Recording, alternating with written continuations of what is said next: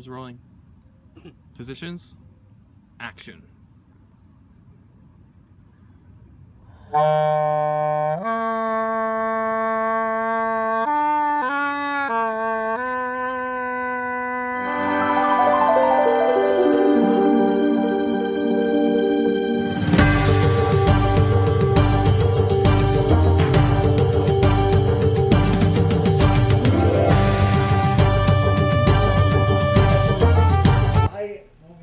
Pissed. Alright, I got you. Alright. 3, 2, 1. Alright. Hello everybody and welcome to my studio apartment here and another exciting episode of the Runescape Review. Yeah. I'm here with my friend from Craigslist and we're really excited to bring you back an exciting episode of Runescape Review. I know that we left last time on the wrong note, but we spoke a sour note. But we spoke off of the camera out in the real world, and we worked out some of our differences. I agree with Aaron that we need to take a more professional approach with the program, and he agrees with me that the creativity also needs to be up in order for the program to work.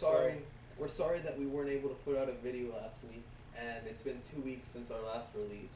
We're just actually recording it on the day that we're going to release this because we're in such a rush, and he managed to contact me somehow. Yeah, so we decided that the show is just too good for you, the viewers, to be missing out on, which is why we're going to overcome our differences to put on the best show that we can for you. And so our topic for today's episode is race challenges, right? Zulrah, right? Okay. We'll do Zulrah. So we'll cut from here and we'll take it into Zulrah and provide the viewers with that content that they really want to see. All right. Take one. Action.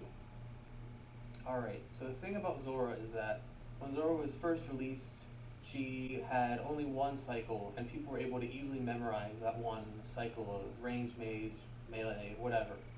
And so Jagex shortly afterward added multiple different cycles for Zulrah, and players were able to then learn all of those cycles.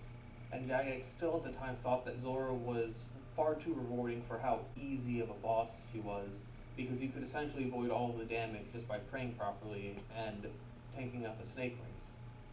And then Jagex added the change where sometimes the blue Zulrah, which previously only attacked with the mage, would start ranging you randomly. You just take 41 damage, and sometimes it just ranges over and over again. You take 41 damage 3 times in a row. You can't eat through that, and you fucking die. I hate that about Zulrah. They nerfed the rewards, so Zulrah's barely, it's not as worth doing anymore.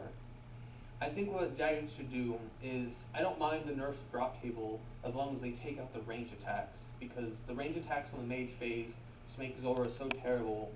And I guess maybe we'll get more kills per trip, but we're going to be using prayer potions instead of sharks, so we're still consuming a lot of resources out of the game. That's my take on Zulrah. Okay. Camera rolling. Action.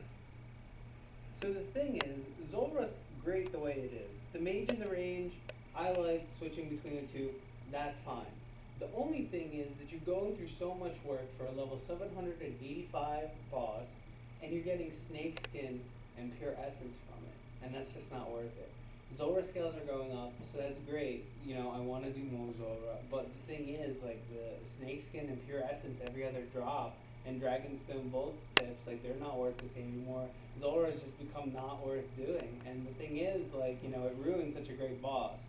So, if you want to, rebuff them, obviously the people complaining about shark prices, shark prices went down anyway, even without the Zulrah, thing going on. So, even if you guys nerf Zulrah, the sharks are still going to go down. That's not our PVMers' problem.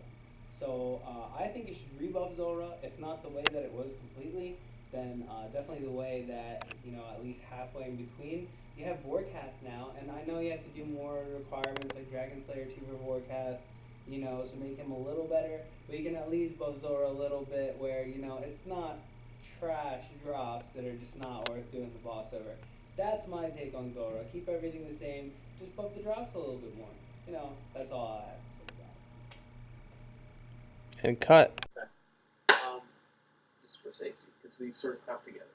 Right, action. So, well, that was pretty interesting. I think, we have some interesting expert perspectives on Zulrah. I have an expert perspective. we'll let the viewers decide. And I think that if we can both agree on something, I think that some changes are needed for Zulrah. I don't think we'll get changes though.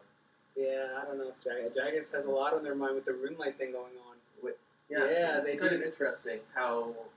So if I explain this, I actually know a lot about this. I mean, you can give them a brief. Alright, so RuneLight discussion. It's like OS Buddy is kind of free, but you have to pay for it, so it's like freemium.